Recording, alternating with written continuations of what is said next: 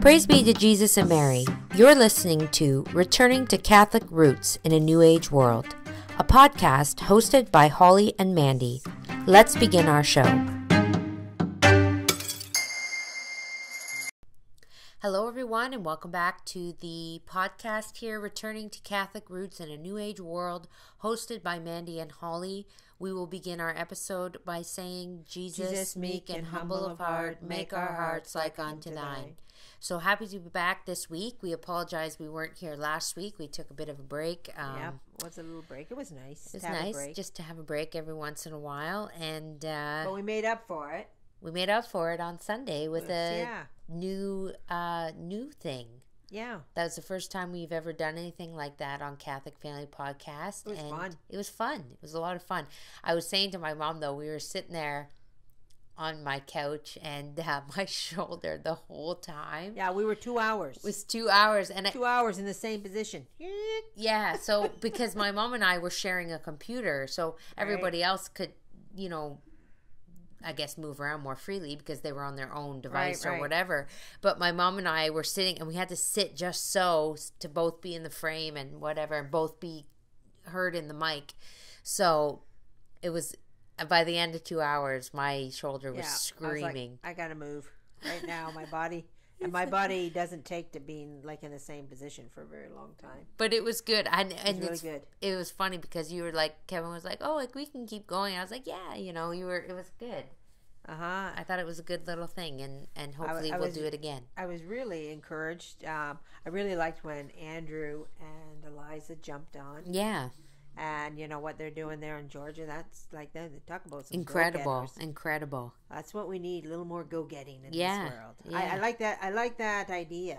That whole idea of sure, it's nice to go to a mass center where everything's done and organized. But I mean, if you think about the spirit of the missionaries, and of course, I haven't thought about this for a long time because we're here and we're always going to be here. Yeah. But that's what they did. They took their show on the road. They were going out to reach the people.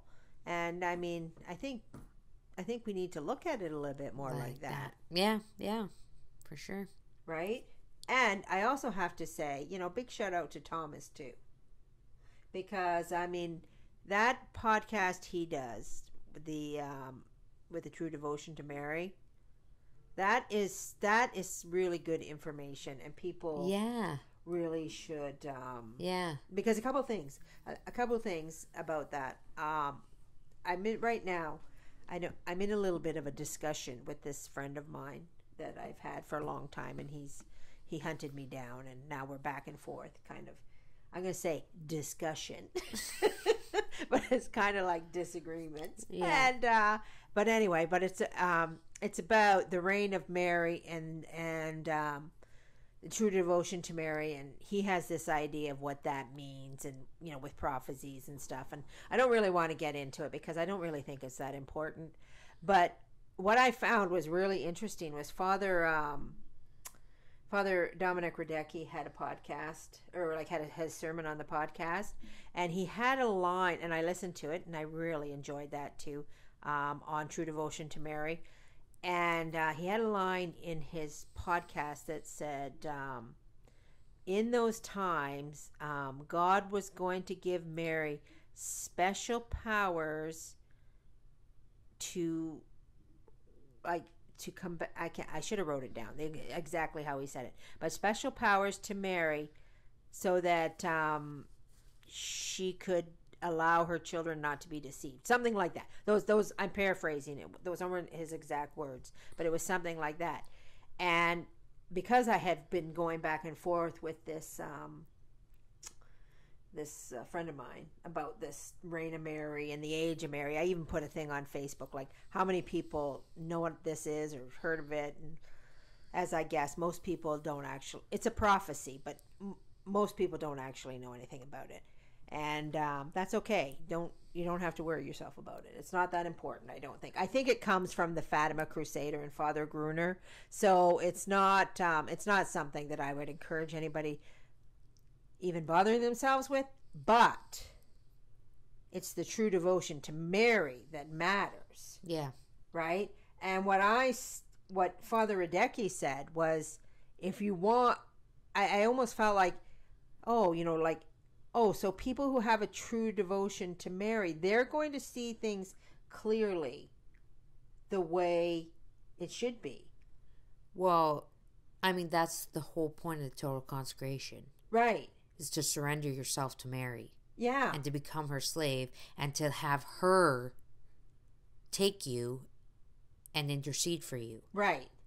Right. So, like, what to me, what else is there beyond that? Yeah, no, I know. Like, you don't need to know all these things. I think, because with my perspective on things is that everything is a kind of a deceit. Yeah. Introibo and all his, like, we have been, like, kind of asleep. Yeah. For a lot of years. Like, he did, Star Wars, and you're a big fan of Star Wars. Well, yeah. Yeah. I would say,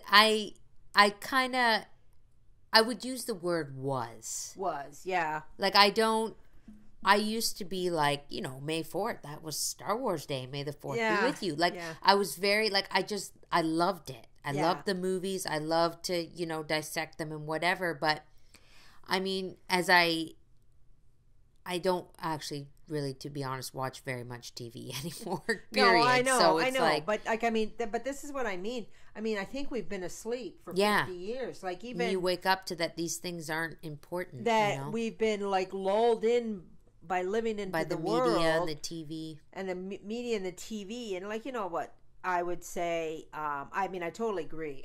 Of course, I always agree with everything. Like, I think everything is Antichrist. Yes. I mean, people that have been around me for a long time. Antichrist. Like, that's Antichrist. Yeah. And I use that term always to mean it's against God. Like, it's that's what it means. It's anti-Christ. It goes against Christ. Yeah. So, but I mean, I think the blinders have been off my eyes for a very, very long time in regards to what goes on in society and everything like that and the world.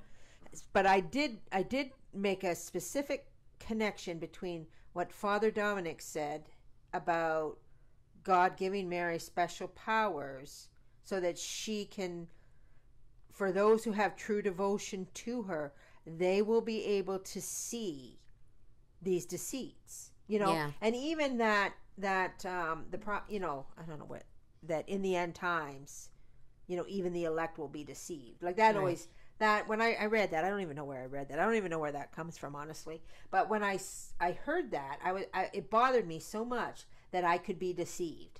Right. Like, and I'm going back like 30 years. Like, oh my gosh, I'm going to be deceived. How can I stop this from happening? Yeah. And of course, I put guardrails up for myself. Like, I said, no, I would only believe certain things. Right. And beyond that, it was just of interest, or it was just whatever. Well, anything really in this world. Like, like politics. Yes. Hot button, controversial topic. You know, people get really into it. And for me, I mean, it's never been concerned. Yeah. I mean, it's never been a concern. In the past, it's never been a concern because I just quite frankly didn't care and didn't understand. Right. And then, we had the thing go on here in Canada over, the C word, and we had the freedom thing, and then I got a little bit interested, but still now I understand politics. Yeah. To an extent. Right. But I detach myself from it because that's something of this world. Right. And I always remember that, our Lord said, and I try to take everything, like the saints, yes, we have them as our guides, and they have very good words and readings and stuff, but I always try to take everything back to our Lord, and our Lord said, render to Caesar that which is Caesar's. Yeah. Render to God that which is God. So, we should take, I guess, a passive interest maybe and do our civic duty and vote and whatever, but for me personally, I'm not living in this world. Right. I'm actually trying to live my life every day for what's next. Yeah. So whoever's running this country, whether it be a dingbat or somebody that knows what they're doing. I don't care. We had some crazy people, and in the United States right now, I'm not even sure you guys have a president. And I mean, that's not. I'll still go vote. Yeah. I'll still go vote. I'll still do my. I may or may not.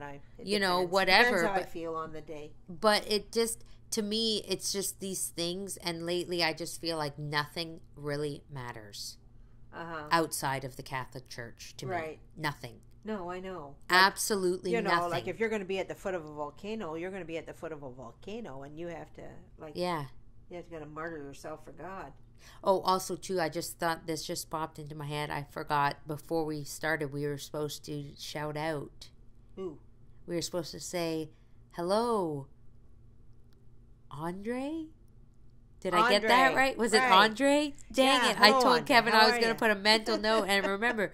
I hope you got his name right. I'm pretty sure it was Andre. Oh, if I'm not, please forgive me. But our listener in Germany. Right, yeah. Kevin told us about. I didn't know. Yeah. He said he'd like that. That's awesome. So we were happy to hear that. Yeah. And I really do hope I remembered your name correctly. Yeah. I will have to say, today we're recording, this is Wednesday. I feel like we've had 7 days in between now and Sunday. Yeah, at least. I don't know what's going on, but... Nothing and a lot all at the same time.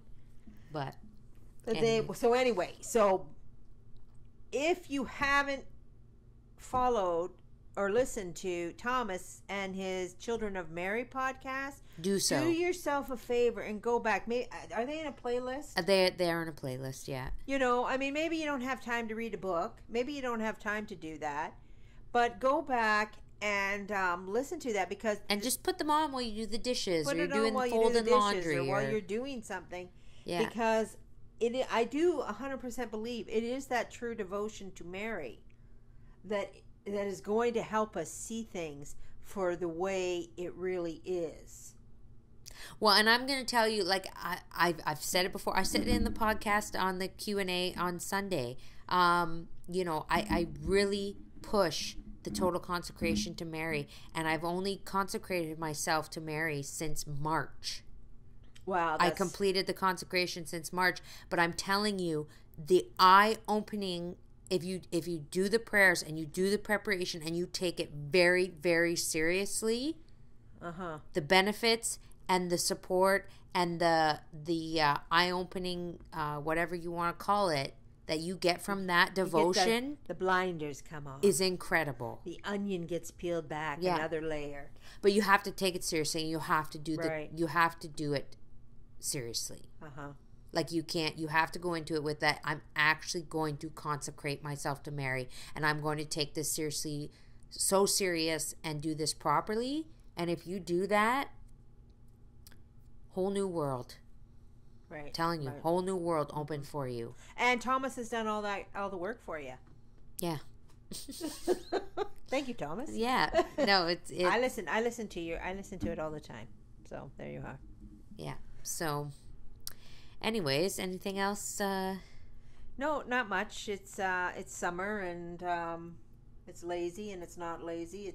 Summer is always weird. A lot going on and nothing going on all at the same time. Yeah. That's the truth. Do you want to just hop into our book? Do you want to hop into our book unless you have anything else you want to add? No, I don't think so. Anything you thought of? No. Kevin did ask us how much thought we put into this spot, and I think we're showing that right now. 0. Absolutely 0. Well, this book, the Manners book, is very straightforward. It is. And I just did my quick read through to see what we're discussing today. And what we're going to go through right now is a whole list of don'ts. Don'ts, what you shouldn't do. Right? And I'm going to, I don't know if, I think we've probably said this, but this stuff is seriously the stuff that's lacking in our society. The ability to behave properly. Well, I'm going to tell you, I will say this before we jump into this. I know I said not last week, but the week before, we didn't have a podcast last week. We had that big discussion on Meta and whether we should get rid of it I want or to not. Discuss, because I'm still there. I'm still there, and I know people that listen to me probably like, oh, you said you're getting rid of Meta, did ya? And then you made a post. see you. You know, but I'm going to tell you, it is there. It is coming. I'm just very, I don't know what I do in a day, but I'm very short on time, and I'm trying to remove all my content before I delete it. But I have a point for this. Sorry. Oh, sorry. Because I don't want to say my point before I said, because I don't want people to say, oh, I thought you said you were getting rid of Meta, and now you're watching Reels. I did watch a Reel, okay? I watched a Reel the other day. Because, well, I'll tell you people, you ladies and gentlemen, and Andre. I'm trying to get rid of it, but it's not as simple as me just saying I'm deleting it, because I actually do work with companies. Yeah. Like, there's a massive company that I work with in the US that actually pays me to do DIY content. So I kind of have to figure out how I'm going to maneuver around that without doing. So anyways. Okay. But anyways, no, I'm not done my point yet. We haven't got the point yet. Sorry. So anyway, so I was this US company sends me ideas to do DIYs, and then they always say, well, here's this reel, we want you to recreate this. And they're just DIY videos. So I'm on Instagram, and this DIY video popped up, and it was this woman that lives in a house, and it was all wood paneling wall, and she painted it all white. And this reel went viral. It's got like 11 million views. Wow. For painting panel. Okay. No, well, she's getting death threats. Why? What'd she do? She had the audacity to paint her own house that she owns white. Well, what's wrong with that? I don't get it. She wrecked the wood. Paneling? Yeah, wood. Okay. It doesn't matter how stupid it's dumb. No, but what is upsetting me is that she shared the messages, she shared the comments, people are actually sending her death threats that her and her whole family should blow up and die. Wow. I wanted to actually cry. Like, I'm being very serious. I cannot believe that this is the world that we live in. I cannot believe. Whatever you do, don't paint your paneling white, I guess. Really, that this is how sick and demented and evil people are. She must have done something else. No, Mom. I'm telling you. I will show you the reel. Wow. She literally. People do get angry when they see you take an old piece of antique furniture and paint it. I literally am at a loss for words that this is how sick and evil and demented people are. Wow. That you can go on a computer and she message after message, like not just one or two, hundreds of messages where people told her they hate her. Like one of the messages was in all caps, and it was a woman sent it to her, and it just said, "I hate you, I hate you, I hate you, I hate you." Oh. Like, what is wrong? Like, oh my goodness. And okay, we get that people are unhinged. We know this. Yeah. But what bothers me is that people used to be unhinged when people actually used to do things bad. You know. Like now we're attacking people because they paint their house white? Yeah. When is this going to end, honestly? I can't see it. Like I can't see it I ending cannot good. see this going any, like, how could this possibly. So then I was watching this, and I was like, I actually was like, I need to get off this app. Yeah. Like, I need to get off this app because this is the sick and demented, twisted crap that is on here. No, I know. You know, and it's like, so here we are, we're sitting here and we're reading a book about manners. Yeah. And then people are doing this, and then we want to wonder why nobody says please and thank you. I know. You know? I know. It's a dark world. We live in a dark, twisted world, I tell you. That's all I can say. You know, like I did want to say, because I was talking to a friend just last night over Messenger, but we were talking about this and about our job as Catholics is to actually, and we have to actually look at it from this angle, you know, to not look at our job as Catholics in a secular term, like, you know, how we're going to live, how we're going to, you know, what we're going to do for fun or whatever, work or play or who we're going to marry, but to look at it from the perspective that we have to have to provide God's grace. Now, God creates the grace, we don't, but he creates it through our virtue, our practice of virtue. Right. So basically, when we practice virtue, we are basically being the tools of divine providence. Mm-hmm. So we are allowing God's grace to flow through the world, right? So if we looked at exactly what's happening, that there is a legit lack of grace in the world. There's a legit, clearly, yeah. And you can feel it. Like sometimes you can feel how heavy it is, even in our own parishes or even amongst Catholic people. You just feel this heavy burden. Yeah. Like a rock is around you, and what you're actually feeling. This is my perspective on it. Is you're feeling the lack of grace. It's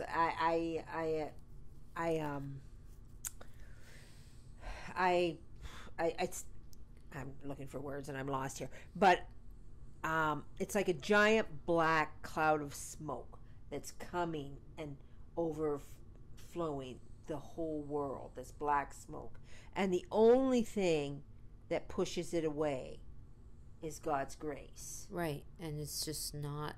And as we know, it's great how much how much more people are coming to tradition and all the things that are going on. That's great and all. But, the amount of people pushing, against the black smoke is really, not enough. But we count on miracles, and we count on doing that job, at least doing that job. So that we teach our children. This is what our job is right now at this point in time in history. We are here to provide God's grace, to allow God's grace to flow, is what I mean, right? So you do that by practicing the virtues. Right, and my mom and I were talking about this before we started the podcast, and one thing, I don't know if you said it or if I said it, but the common conclusion that we came to about the raising the children is that you have to, what do we say, martyr your children to the world. Right.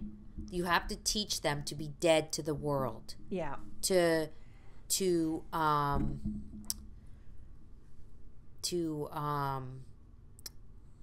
themselves to the world. Like, I'm not saying it right, but it's in my head that, that they should not be so focused on what they're going to do. Uh-huh. Where they're going to live, who they're going to, well, maybe who they're going to marry, yes, but... Well, no, not if you view that in the way that, say, St. Teresa's parents were, right? Yeah. They married each other because God told them that's who they were to marry. Yeah. Right? So if you look at your position in life as, I'm here to do God's will, whatever that may be.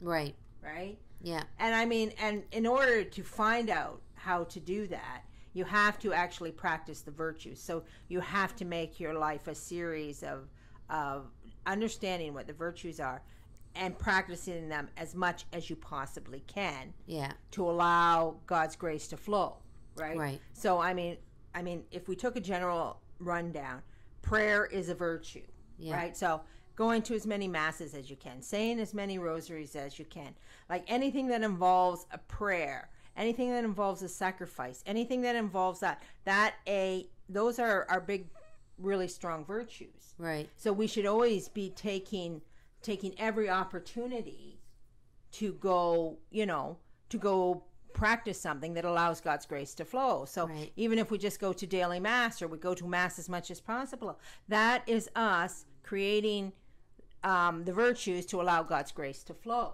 Right.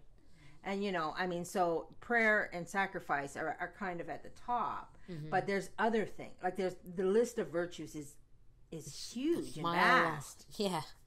And when we look into our book here, manners, everything in this book, in this whole list of don'ts, this is the practicing of virtue. Mm-hmm.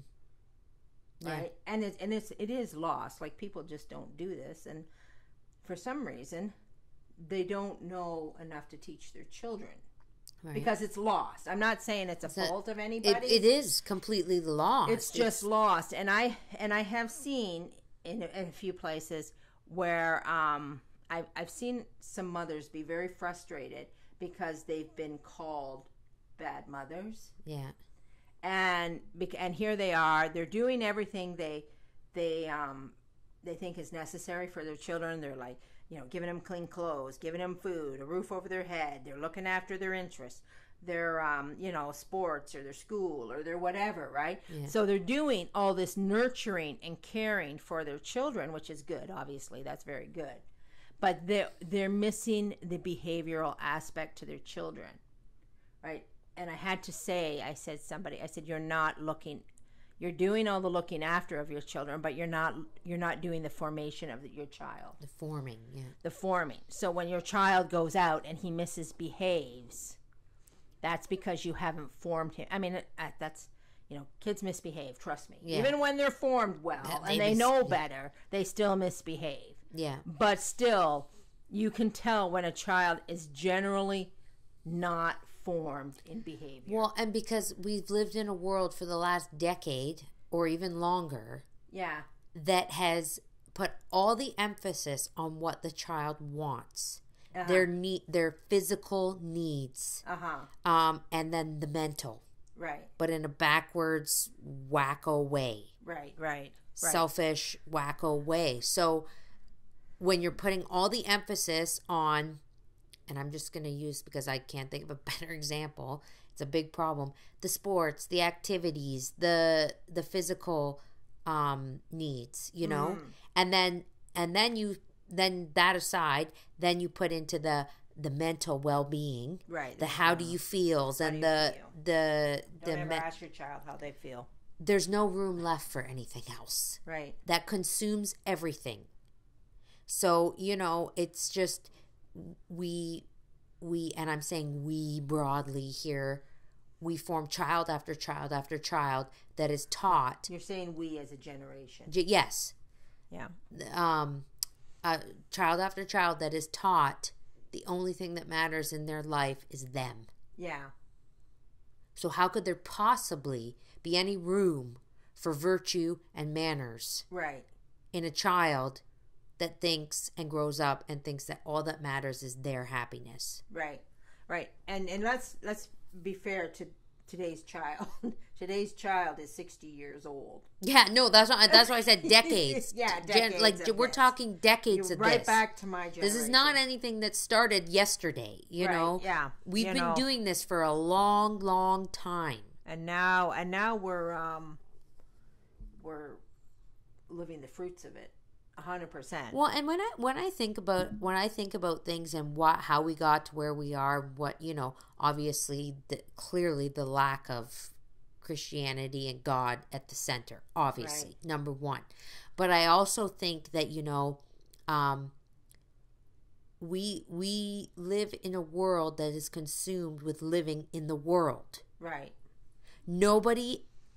And I'm not just talking Catholics here. I'm talking the world as a whole. Right. Nobody is fixated on what is coming next for them. Yeah. Nobody. I sure, people, yes. But what I'm saying is that people are so fixated on this world. Yeah. Like this is all there is. Yeah.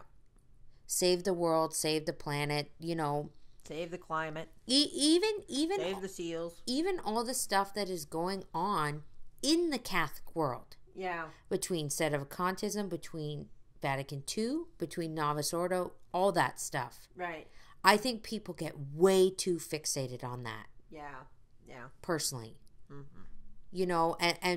And when you're so fixated on what's happening here, yeah, you lose sight of what you're working for, what's your goal. Right. You lose sight of what you're climbing to, what you're, if we talk about the spiritual ladder, yeah, and going up and where you're going, well, if you're so fixated on the rung that you're on, I guess, for lack of a better metaphor here, Yeah. We really do need to,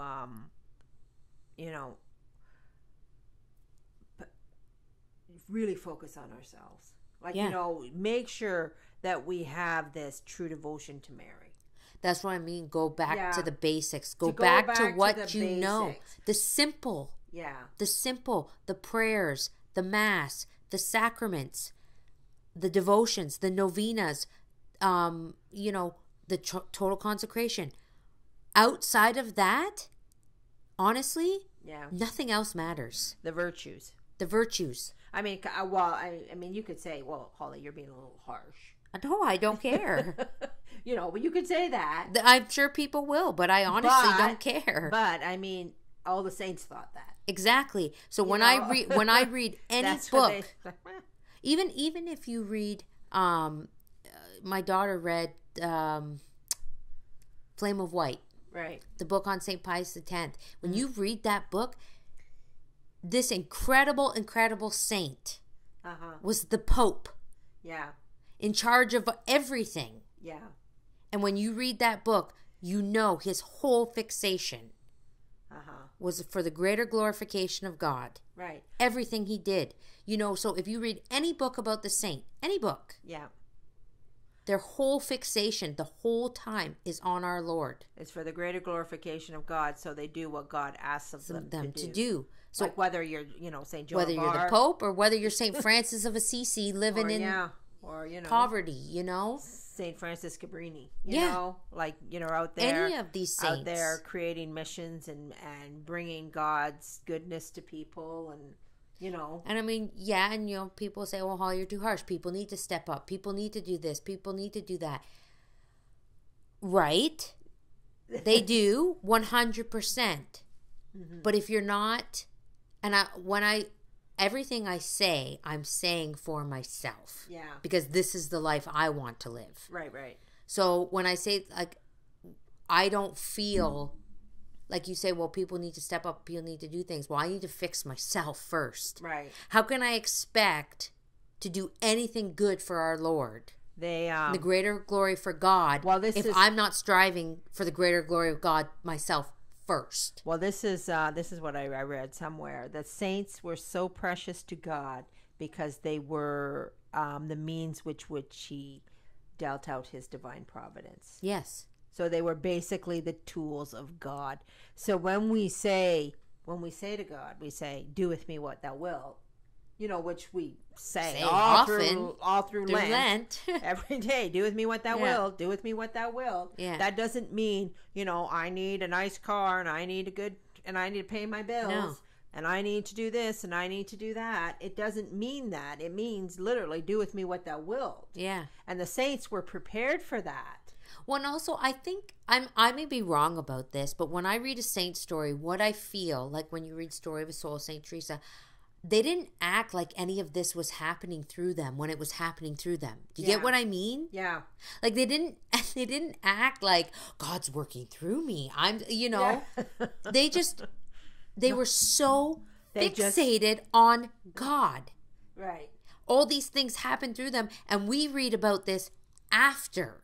Yeah, I read. Think about that. We read about this after, but when they were going through it, and I remember, and I cannot remember which saint it was, but I read a book a long time ago, and it was about this saint, and she went to confession, and she was just like, I am a worm, I am dirt, I am nothing, I am so lowly and disgusting.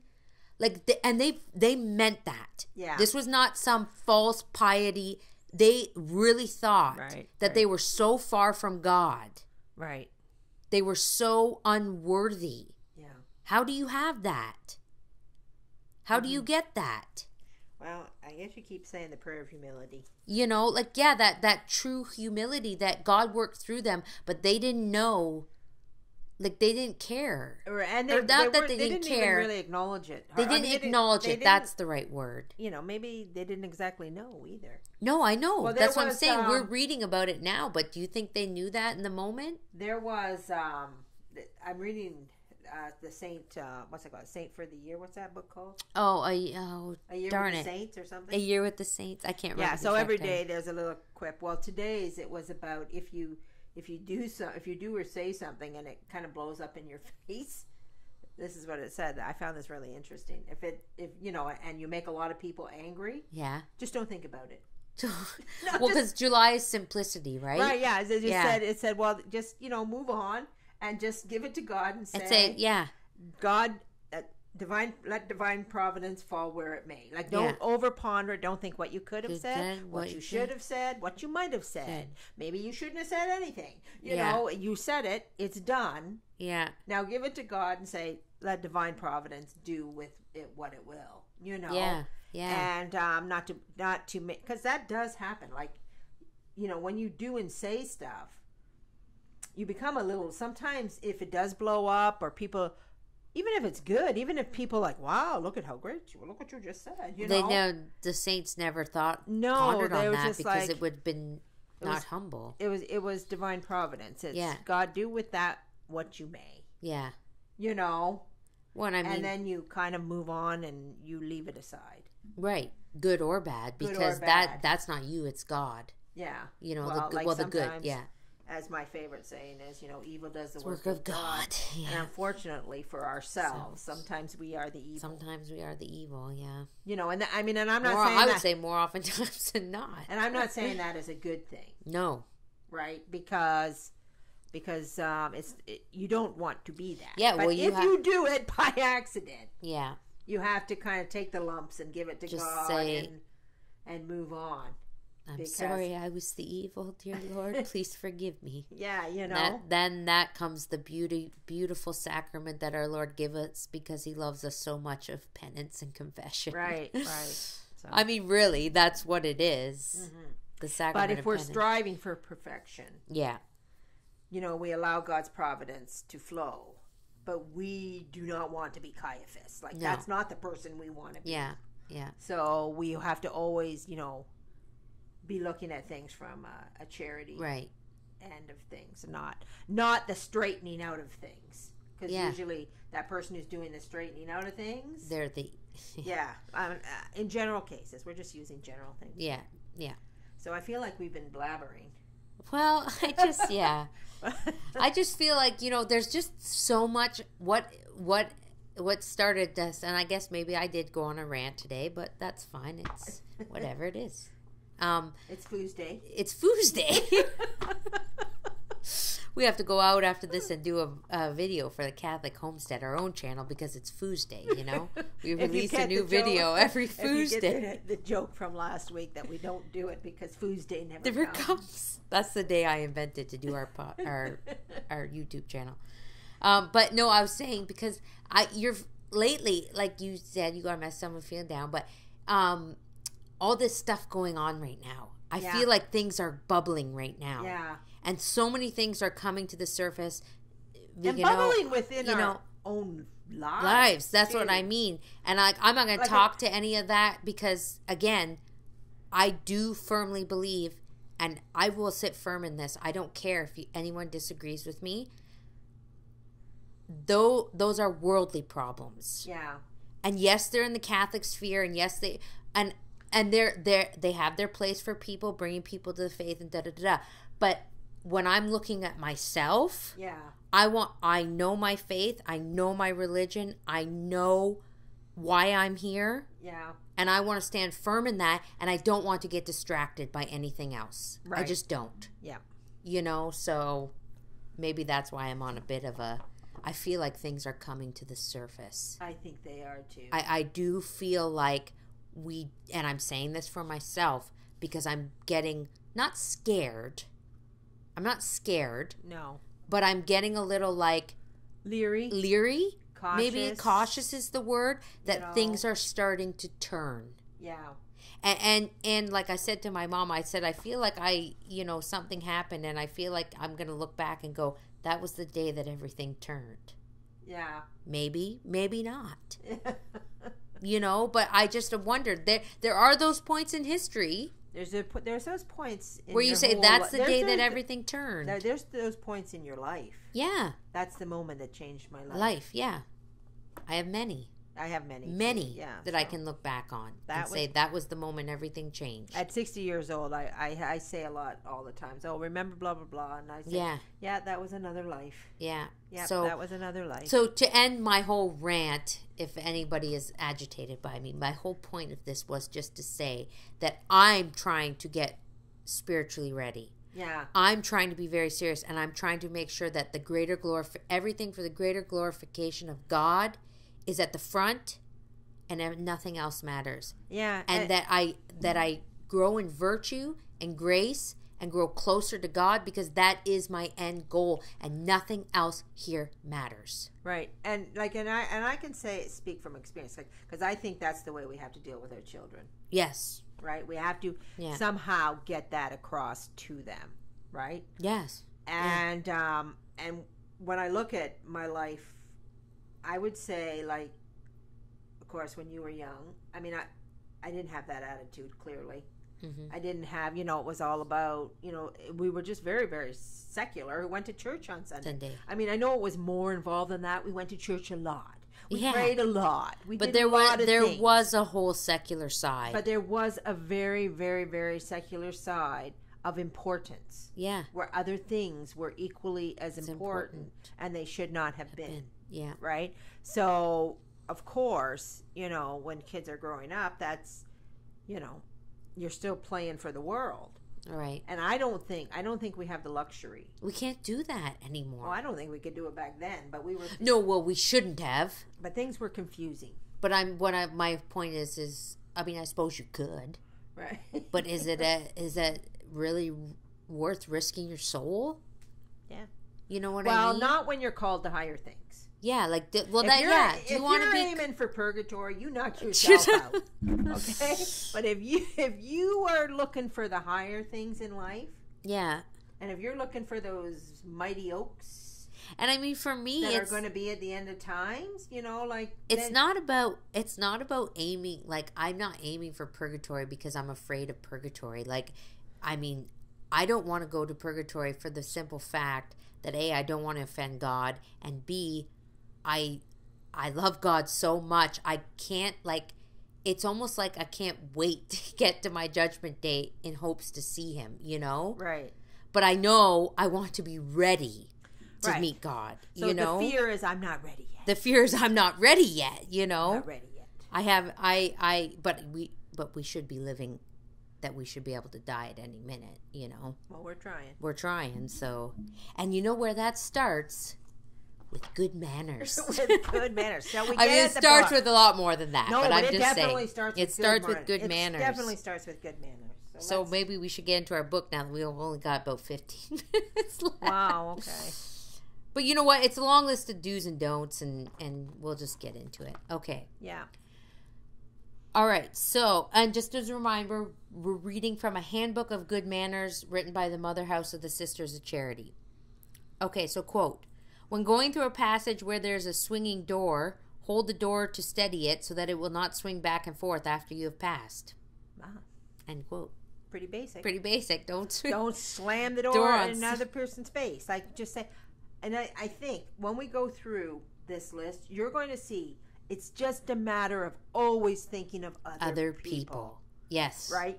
Think of, not to be so self-absorbed in yourself that you're not aware of your surroundings and you don't know that somebody's coming up behind you. I mean, obviously it can happen. Yeah. But you're supposed to be aware. Yes. And go, oh, let me help you.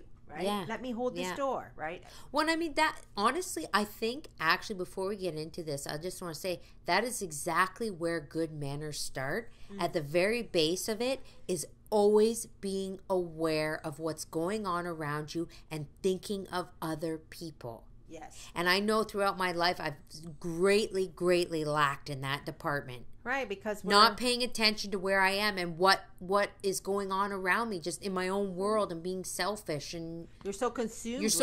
With your own problems and your own issues. Yeah. Okay. Quote: "Never pass between persons engaged in conversation unless you are absolutely obliged to do so.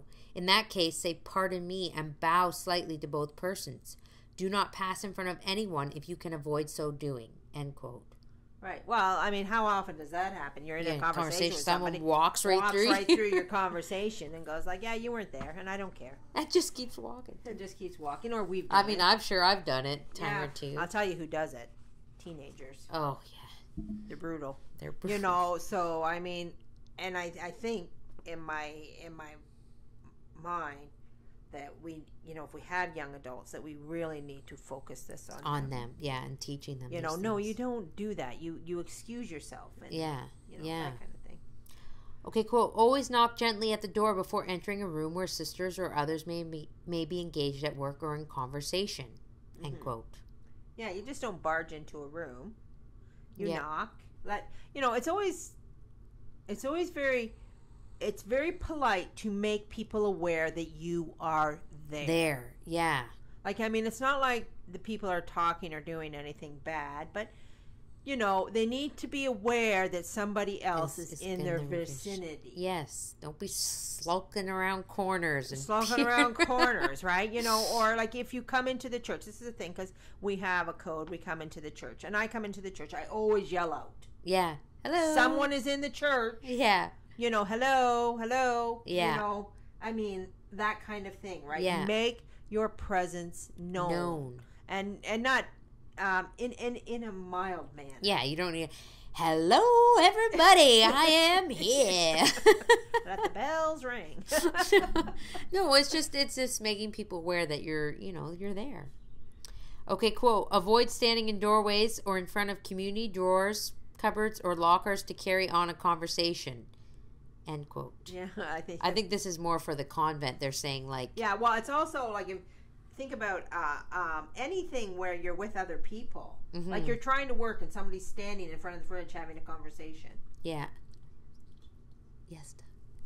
Like that's happened. That's happened. If we have a little common area at the church. Yeah. Like don't hang out there and have your conversation. Yeah. Remove yourself. What I would say, it's one thing is always being aware of yourself and making sure you're not in the way. Yeah, am I in people's way? Am I hindering people from doing anything right now? Doing their job. Yeah. Right? Yeah. Quote, you not only advance in virtue, but you prove your claim to be considered refined and well-bred when you show deference and courtesy to senior sisters. Be on the watch to give them the right of way, stand aside on the stairs to let them pass, open the doors for them, help them carry parcels, and perform whatever other services you may render them. End quote. Right. So I think we could apply that to seniors in general. I was going to say, seniors in general. When you are courteous and allow them. I mean, first of all, they have the right from age. Like, they've lived so much. They're not generally healthy. They don't move well. And there's so many issues that they have. I would say, giving them the right of way is a big thing. Yeah. Like, give a senior the right of way, and that to them also, I'm not a senior, I don't know, I'm just guessing, but I would find it very comforting if a younger person gave me the right of way, and then I know they're behind me, watching me, looking at, like, right, taking my care into the, like, I'm just thinking of when I walk with my grandma. Yeah. I always kind of let her walk, like when we're going to choir or whatever. I always make sure to drop her off at the door because I know she can't walk, first of all. But then also if my daughter's there, I send my daughter in with her to help her. Right. But then as well, I always, when I'm walking with her, I kind of walk maybe like one or two, like just a step behind her. Yeah. Just in case she needs anything or if she falls or if she, Right. You're kind of there. If you just blow by them in front of them and they fall behind you. Excuse me, I got to get out of here. You can't be of any help to them. No, yeah.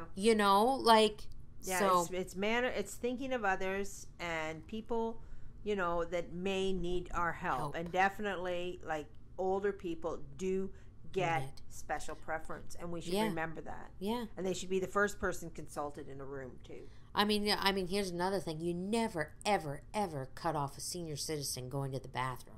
Right. Never. Like, that's just, like, because I've had to tell my children that. Yeah. Like, when the grandma gets up and go, oh, I'm just going to whip it. I know you do not cut your grandmother off when she's going to the bathroom, you know. Great grandmother, but yeah, I always, like, don't cut me off. I've had to tell you. But it's true, because they get up, and yes, it takes them a long time to get there, whatever, but generally when a senior citizen gets up to go to the bathroom, they got to go. Right. Like you have to try to make their life as comfortable as possible for them because they're in a lot of pain. Yeah. They're old. Yeah. Nothing works properly, And this is what we call putting virtue into the world. Yeah. Like, even if you go to Mass on Sunday and you think about this for a minute, what senior citizen can I say hello to? Yeah. Or can I make a special effort Or can I acknowledge, or can I help, or can I do something for? Yeah. And you should do it. That is literally charity. That is literally putting virtue into the world. Yeah. Okay, quote, when a senior sister enters the room and quote, rise when a senior sister enters the room and remain standing until she is seated unless she indicates otherwise. Avoid calling a sister aside and whispering to her if a third sister is in the room, end quote. Oh, yeah, whispering. That's a good one. The Whispering Smiths. The Whispering Smiths. That's what my mother that's what she goes with. The Whispering. Okay, the Whispering Smiths. To be fair, sometimes I'm not whispering. She just can't hear me. When people legit... this is going back in the day when she was younger and she didn't have such a problem hearing. People that were whispering in a room... Yeah. It's not polite. It's isn't. Probably one of the least polite things that you could possibly ever do. I think so, yeah. Second to that is talking a different language. Yeah. Do not talk if you have a secondary language, and the majority of the people in the room are one language, do not carry on a conversation in that other language. Yeah, it's so it makes people rude. You know what I'll say, because I've been in those situations, because I can't speak another language. I've been in those situations. It makes you feel very awkward, I find. You're just standing there and you're like, okay, nobody knows what I'm not really part of the conversation, but you're having a conversation, and it's very awkward for the person that doesn't speak the language. It is very similar to whispering. Yeah. Because people you could be saying whatever you could be talking about me and I wouldn't know what you said. Like, I mean, it's a different kind of thing. If maybe, your Nona only speaks a certain language and you come in and you speak to her in that language because that's what she speaks, regardless of everybody else in the room. Well, I will tell you, I've been in a situation where people were speaking French in front of me, and we're all in the same room, and they were speaking French, and then I heard my name. Oh. Blah, blah, blah, blah, Holly, blah, blah, blah, blah, blah. And I turned my head and I was like, and it was a small intimate, it was family members. Yeah. And I was like, you're talking about me. Right. But I'm not, I will say in-laws. Because I wasn't brave enough, I didn't want to be rude. I didn't want to say, were you just talking about me? Well, I mean, there's the other thing. Clearly they were talking about Well, they were, 100%. But it would have been rude of you to be like, what did you just say? Well, you're talking about me. Like, so I just kind of... two sides of the coin. Almost. Right. So I just kind of sat there very awkwardly. And to this day, I still don't know what they said. Right, obviously. But it was a very awkward situation. Right. Okay, quote. When in a group of sisters, do not withdraw your attention and devote yourself to reading. Here is a good opportunity for sacrifice, end quote. Yeah, sometimes you talk to people you don't want to talk to. Yeah. Yeah, a lot of times you do. Yeah, and you don't just grab a book and start reading. You just say, excuse me. Don't mind me while I sit here and read. I'll just sit over here and read while you carry on. I mean, I could see how that would be a thing for sisters. Yeah. I mean, you become a nun or even like a religious. Well, and I feel like because reading... you like the recluse life. Yeah, so reading is a great joy. So that's why they say it's a good opportunity to sacrifice, to put aside what you want to do to talk to somebody else. And a lot of times, they probably have to endure conversations they don't really like. Yeah. And they probably, they have to be very gracious about it, and they have to listen. Yeah. Mm-hmm. I just can see that would happen because people talk about stuff of the world. And, right. And they're like, we don't know anything about that. Don't know anything about that and don't really care, but I'll just sit here and smile and... Yeah. Yeah. So we have to do the same. Yes. Quote, take care to leave word with the portress or with some other's easily available sister where you may be found if wanted. End quote. So don't just get up and leave. Yeah. I would say... if you're living in a house with adults, because this was a pet peeve, this is years ago. When I was a kid, and when you guys were kids too, because you'd going to a friend's, and you'd be out the door, right? We'd be out the door. My dad personally hated that. Couldn't stand that. He would say, "Friend? Does your friend have a name?" Yeah, like you don't. And it was always like. you need to be upfront with people, because that's what makes you upstanding. So if you're upfront with people, if you do general things like, I'm an adult, I don't need to I don't have to tell you where I'm going or what I'm doing, I'm responsible for myself, you're not my keeper. I've seen that happen. I've seen that attitude play out. That's not polite. Like, it's a courtesy. It's a courtesy to let people know where you are, where you're going, and who you're going to be with. And I mean, think about this. If you can't tell people where you're going and who you're with, then you shouldn't be with them. And you shouldn't be there. That's the first indication that you shouldn't be doing that. Like, you should at all times in your life be able to tell everybody where you are and what you're doing. Right. And I live with adults. Yeah. So I always leave the house, and I always tell them exactly where I'm going and exactly what I'm doing. It's a courtesy too, because things happen. Yes. And if people can't find you, how stressful for that person in that situation if there's an emergency and they don't know where you are and they can't find you and they can't, Yeah. Mm-hmm. It adds more stress to people. Or like, even it's just not like, say, okay, I live with adults. You don't really have, but you have your husband, that you're accountable to, and he's accountable to you. So he just can't take off for the day and decide he went over to look at planes or something. Well, yeah, I would have to say, if my husband ever came to me and said, I'm going out, where are you going? I can't tell you. Like, could you imagine that conversation? I'm going out. Where? You don't need to know where I'm going. None of your business. Yeah, like, could you? It would never happen. You'd be like, hopefully it would never happen. Well, yeah. No, I know. But, like, what I'm saying is, I would be like, okay, this is not happening. You need to tell me where you're going. Right. Like, and husbands and wives are a little different than my situation, where we're just all adults. Right. So you can go and. Yeah. And in all actuality, you maybe don't need to tell them where you're going, but you do out of a courtesy. Out of a courtesy. We live with one another. We owe that to the people that we live with. Right. You just do. Right. Okay, quote, avoid the use of, quote unquote, what, when you have not heard or understood what another has said. Quote unquote, pardon me, is the accepted form if you wish a person to repeat her remarks. End quote. What'd you say? I knew you were going to do that. I couldn't resist. What? What? What are you going on about? Yeah, I mean, all these things, it's like learning how to speak with dignity and with, and maybe that's actually a very good point, because I should start doing that with my children when I say something to them and they go, what? Because they do. I mean, kids are. I'm going to say this has not been corrected for about 50 years. And because I probably say it all the time. Like some say, "What?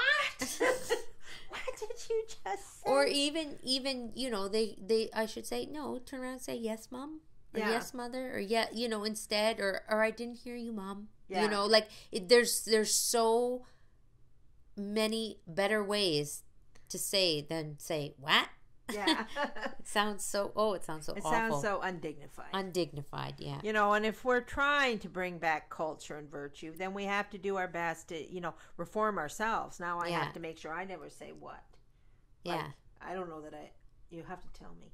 That's the only way. mean, well, let's put it this way. Let's say hypothetically. Uh-huh. I know you hate hypothetical, but this is a good Catholic one. Let's say you're sitting in a room and you're having tea with our Blessed Mother.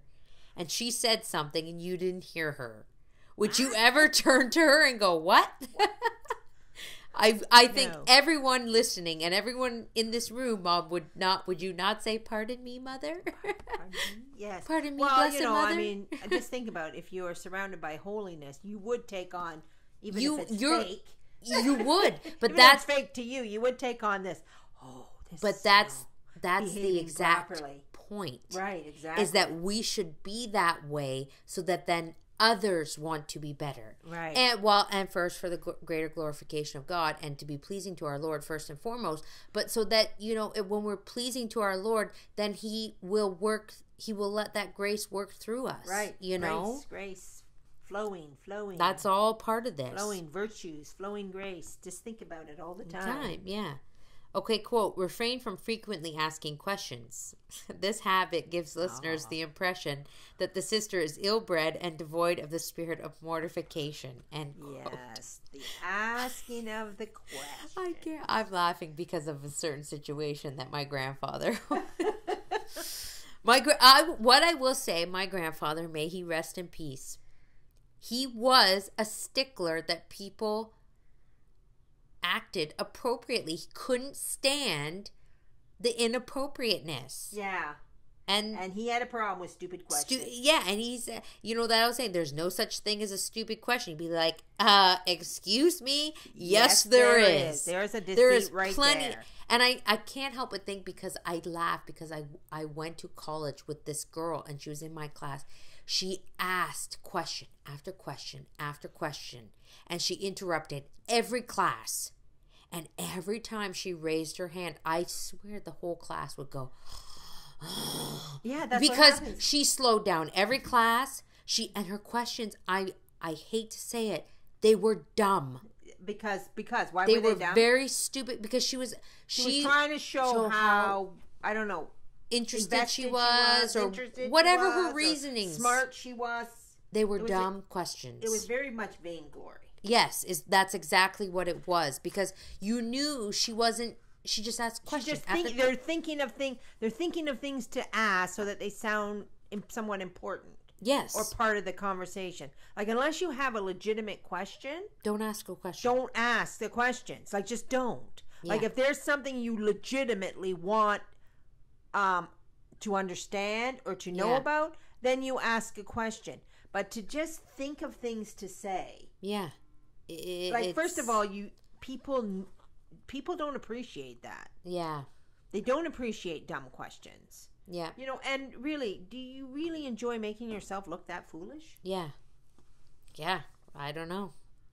Do they? I don't know. I mean, and I've seen it played out. Like, I've seen it with a young girl, and we were somewhere, and she was asking really, really dumb questions. Yeah. Why do you do that? It's almost like a child. Why is the sky blue? Yeah. And when you get a child that goes on and they start to ask questions, and they do it, and they start to see that it annoys you. Yeah, it starts to become very naggy. And then they continue. Yeah. Because they're having fun with their little game. Yeah. I know. Yeah, don't do that. Like, don't do that. Like, think about your question. Is it something you sincerely want to know? Well, what is it? Somebody told about the 3 things before you open your mouth. What are they? I don't know. Is it true? Is it... I can't remember the other things. Yeah, but that was true? Is it valuable? Or there's a bunch of things that you're supposed to ask yourself before you open your mouth. I can't think of them right now, but I guess I don't think of that. I should get that and think of that. Okay, quote. Oh, I'm going to add something to that about the questions. Okay. Don't say things you don't mean. Yeah. Because I think that falls under that of asking stupid questions. Yeah.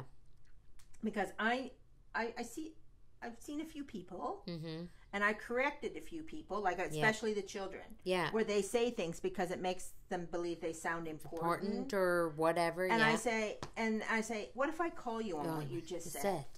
Because I think you mean it. Yeah. When I know you don't mean what you just said. And I'm trying to use an example, like, well, I'll use the example that happened. Well, I could go home right now. Yeah. Right? Yeah. And I'm like, yes, you could. Would you like me to take you there? Yeah. That's what I said. It was to my grandson, and I said, and I used that moment to say, don't say things you don't mean. Yeah. Right? And that's very, very, very important. Yeah. I think, too. Oh, yeah. Okay, quote, show a sisterly interest in the members of your community, particularly those whom you live. Be alert to see their needs, quick to respond if they ask a favor, and generous in helping them if they welcome your assistance.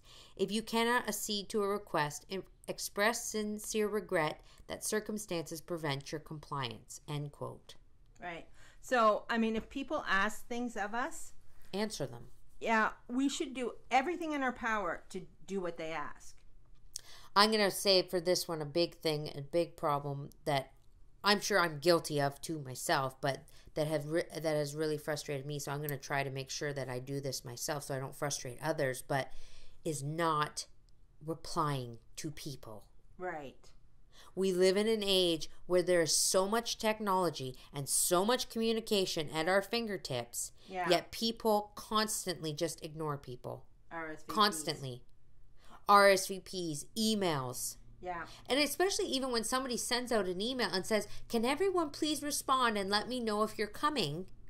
And then nobody responds. Nobody responds. But then, people don't come or they show. Before. I think we have, because it fallen before. There was actually a section on it. But I do want to reiterate it because it is a really big problem and it is really, really rude. Yeah.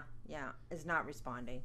It's really rude, and it causes a lot of stress for people when they're planning things and doing things. And also, too, you did point out that sometimes you have a legit reason why you can't do something. So, but then tell people that. Like, basically this comes under the heading, I would think, of the virtue of sincerity. Yeah.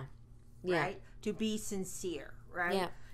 If somebody asks for your help, they've asked you, and to create that virtue, or to create, to practice that virtue, you have to do everything in your power to do it, unless there's a reason, sufficient reason you can. And the reason that you don't feel like it is not good enough.